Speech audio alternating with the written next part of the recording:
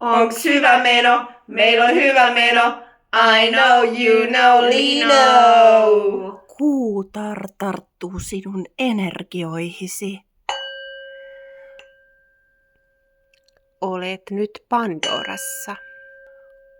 Kuule, kuinka sydämesi lyö tasaisesti.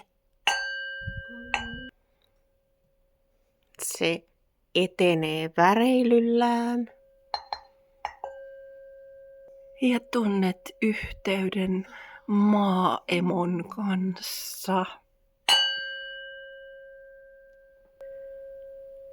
Saavutat yhteyden. Tiedätkö mitä, Helena? Luin ihan hirveän jutun mediasta viime viikolla. Siellä sanottiin, että meditaatio ja jooga voivat auttaa tai edesauttaa yhteyttä pahoihin henkiin. Mitä mieltä olet tästä?